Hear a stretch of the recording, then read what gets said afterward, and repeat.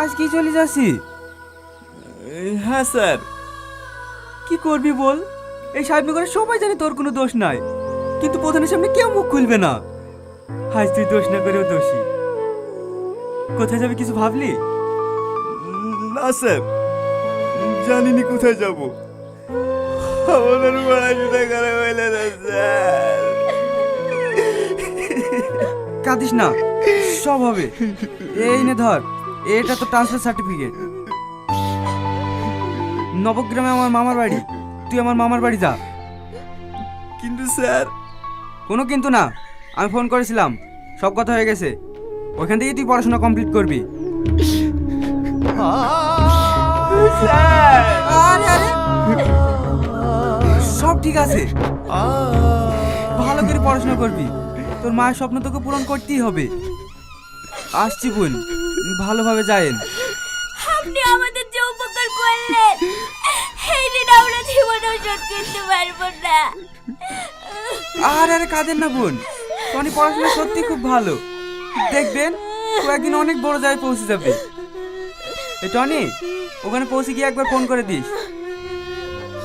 আসছি।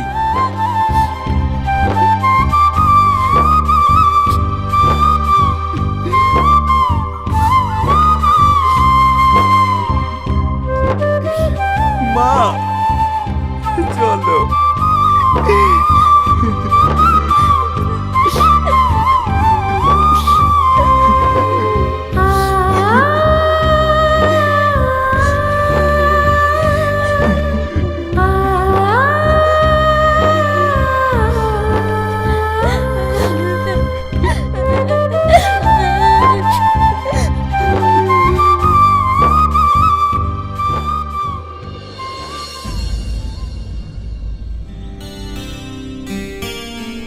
কোথায় যাচ্ছি নাকি দাদা?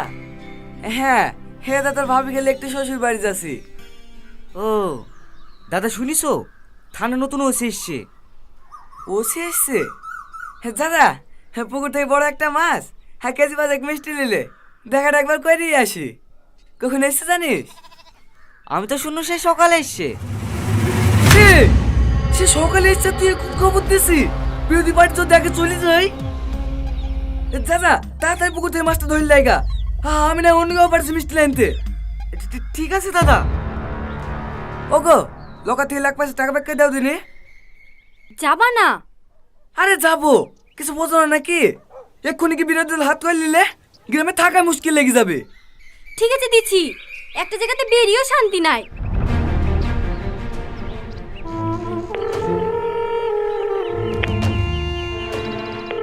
হ্যালো রাকেশ, গোপালের দোকান থেকে ভালো ভালো দেখি 5 কেজি মিষ্টি লিয়ে দিনে, থানায় যেতে হবে। ঠিক আছে দাদা, তাড়াতাড়ি আসবি।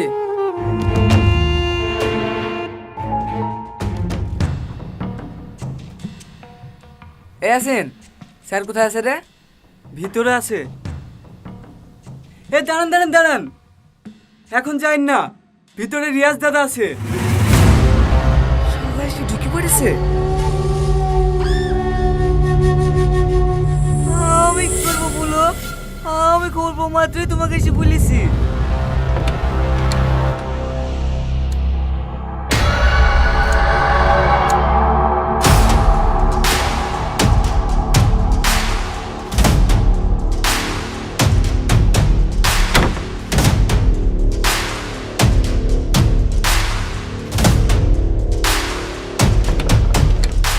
আসছি স্যার।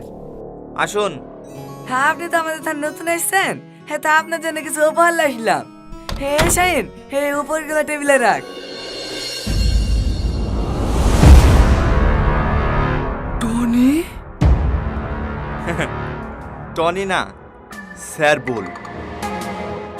কি ব্যাপার, এত বড় মাছ, মিষ্টি, আরে না টাকা বাঁচা লাগছে। আমাকে ঘুষ দিতে এসছি? কনস্টেবল, এ স্যার, একটা ছবি তোলো আর কেস লেখো। অন ডিউটি পুলিশ অফিসারকে ঘুষ দেওয়ার অপরাধে সাহেবনগরের প্রধান মিস্টার আজিজুলকে গ্রেপ্তার করা হোক। দেখো টনি, আমি মানছি সেদিন আমার ভুল হয়ে গেছে। চুপ! টনি না, স্যার। কি? স্যার, এই তুমি মাছটা ধর। ভাই তুমি টাকার বাক্সটা ধরো।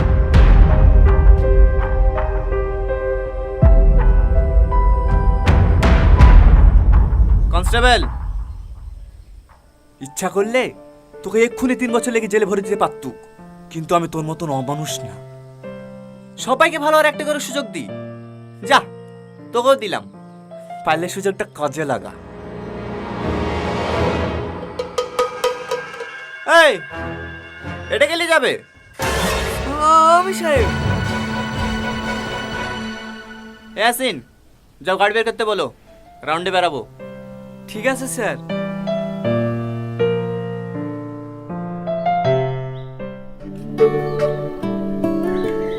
এলেন স্যার, খেয়ে দেখেন, এই ধরনের চা খুব সুন্দর।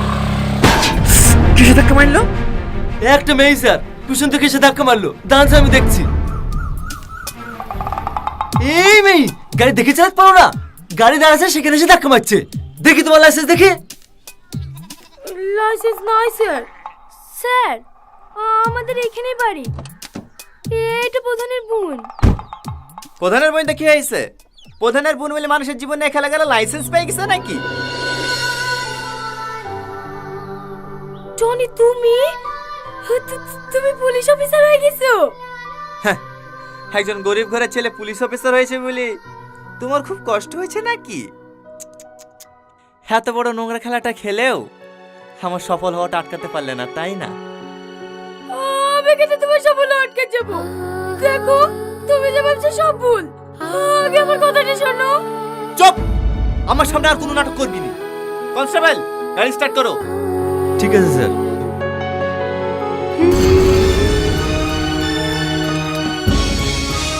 এই, কি হলো? তুমি গাড়িতে উঠলে কেন? নামো। না, নামবো না। আর 7 বছর ধরে তোমার লেগে আমি কষ্ট পাচ্ছি। আগে আমার সব কথা শুনবো, তারপর আমি গাড়ি থেকে নামবো। তোমার কথা শুনে মতো অত সময় আমার নাই। গাড়ি থেকে নামবা? না, নামবো না। তুমি যতক্ষণ না আমার কথা শুনবা, আমি গাড়িতেই বসে থাকবো। কনস্টেবল, হ্যাঁ হ্যাঁ স্যার, নামো গাড়ি থেকে। ছাড়েন, কোনো জায়গায় হাত দেবেন না। নামছি।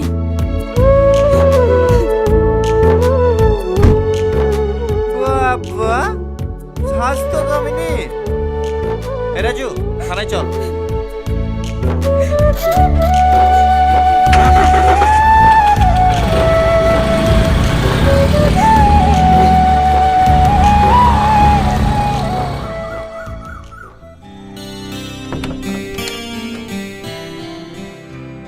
স্যার, আপনার লাগেজগুলো সব আপনার রুমে পৌঁছে দিয়েছি। কোনো কিছু সমস্যা হলে আমাকে বলবেন। আমি আপনার পাশের রুমেই থাকি। আমার লাগেজ রুমে নিয়ে গেছে কেন? আমি তো রুমে থাকবো না, আমি আমার বাড়িতে থাকবো। আপনার বাড়ি এই গ্রামে? হ্যাঁ, এই গ্রামে আমার জন্ম, এখানেই আমি বড় হয়েছি। যাও, তুমি রুম থেকে লাগেজগুলো নিয়ে এসে গাড়িতে রাখো, একটু পরেই আমি বেরোবো। ঠিক আছে স্যার।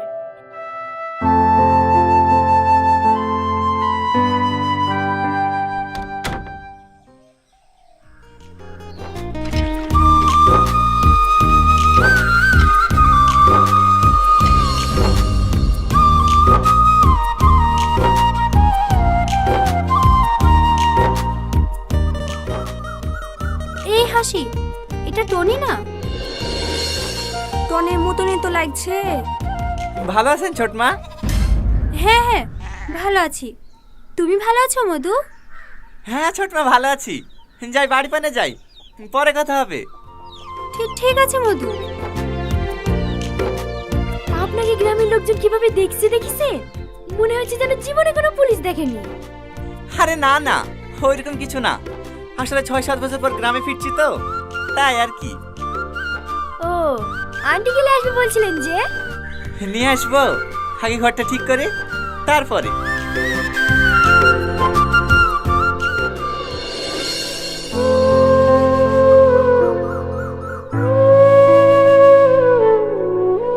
এটা আপনার বাড়ি? হ্যাঁ, এখানে আপনি থাকবেন? এখানে থেকে যে সুখ আমি পাবো, সে সুখ আমি কোটি টাকার ঘরেও পাবো না। যতই দেখছি ততই মুগ্ধ হয়ে যাচ্ছি। কি হলো, কি ভাবছো? কিছু না। দাও ব্যাগটা দাও, যাও তুমি বাড়ি যাও। বাড়ি যাব মানে? ঘরগুলো এইভাবে পড়ে আছে, আগে সব পরিষ্কার করব, তারপরে বাড়ি যাব। না না, তোমাকে পরিষ্কার করতে হবে না, আমি করে নেব। বললেই হবে, আমি থাকতে স্যার পরিষ্কার করবে, আমার খারাপ লাগবে না? যান, আপনি ব্যাগগুলো নিয়ে ভিতরে রাখেন, আমি কারোবার থেকে ঝাঁটা নিয়ে আসি।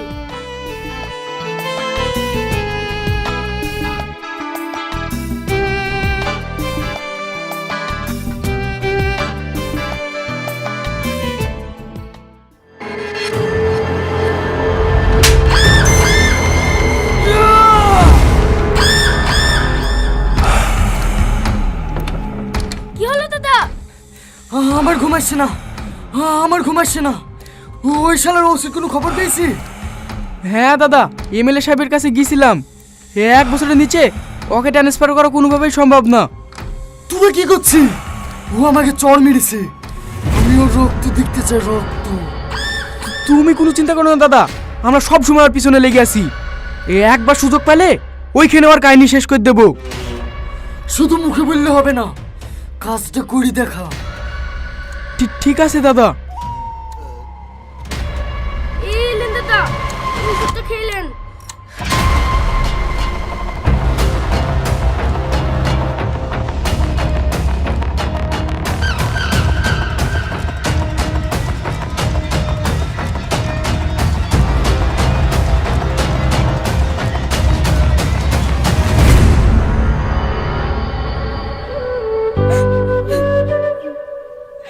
কিরে সালমা, তোকে এতবার করে ফোন করছি, ফোন তুলছি নে।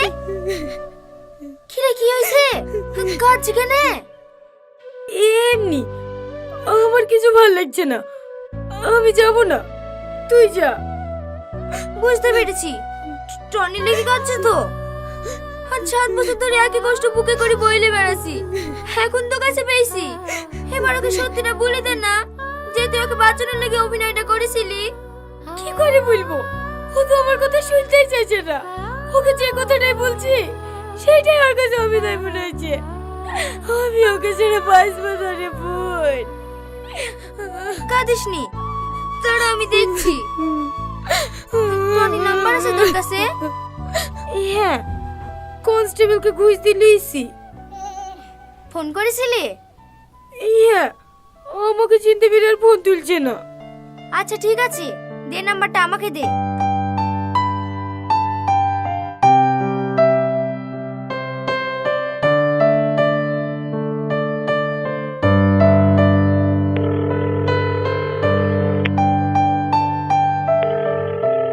হ্যালো, এটা কি সাহেবনগর থানা? হ্যাঁ বলুন। আমাকে বাঁচান, আমাকে বাঁচান, ওরা আমাকে জানি দেখতে ঘিরে ফেলেছে, আমাকে বাঁচান, আমাকে বাঁচান। আপনি কোথায় আছেন? কার আপনাকে ঘিরে ফেলেছে? আমি এখন মাঠ পড়ে বাজার দাঁড়িয়ে আছি। হ্যালো হ্যালো, কি হলো স্যার, সিগারেট নেবেন না?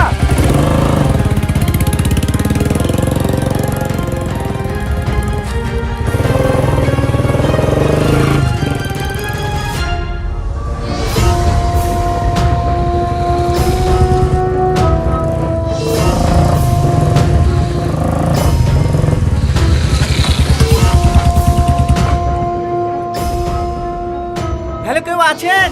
হ্যালো হ্যালো, কেউ কে আছেন? Hello hello.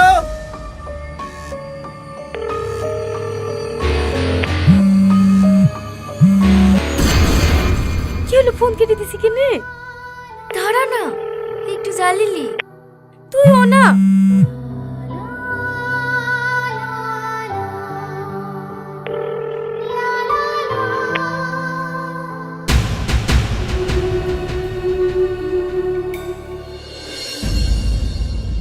আমি তোমাকে ফোন করেছিলাম। কই, কারা ঘিরে ধরেছিল তোমাকে? কাউকে তো দেখতে পাচ্ছেনি। কেউ ঘিরে ধরেনি, তোমাকে ডাকার লেগে ফোন করেছিলাম। এমনি ডাকলে তো আসবে না, হ্যাঁ একটু আর কি মেরিস। এটা তোমার কাছে আর কি মনে হচ্ছে? তুমি জানো আমি কত টাইম ধরে ছুটতে ছুটতে এসেছি, সারা রাস্তা ভাবতে ভাবতে এসেছি মেয়েটার যেন কিছু না হয়, মেয়েটার যেন কিছু না হয়, আর তুমি ছি! আচ্ছা, এত জঘন্য নাটকগুলো করো কিভাবে বলো তিনি? তোমার কি একটু বিবেকে মানে না? মানুষ তো জীবনে হবে না, শুধু মানুষের মূল্য খেলা করতে শিখেছো। আপনি ভুল বুঝছেন দাদা। তুমি চুপ করো, তুমি একে চেনো না।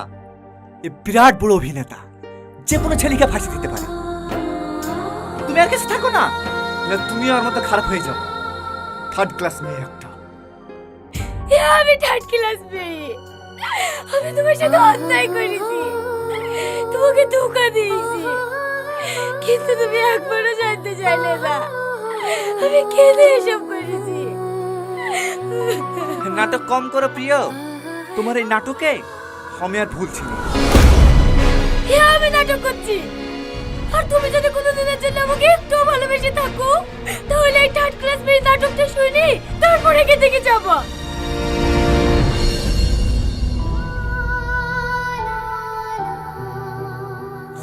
আচ্ছা, তুমি মানুষের অনুভূতি নিয়ে এত খেলা করো কেন? আমি খেলা করছি জি গো। তুমি জানো সেদিন শুধু তোমাকে বাঁচানোর জন্য ওই অভিনয়টা করছি।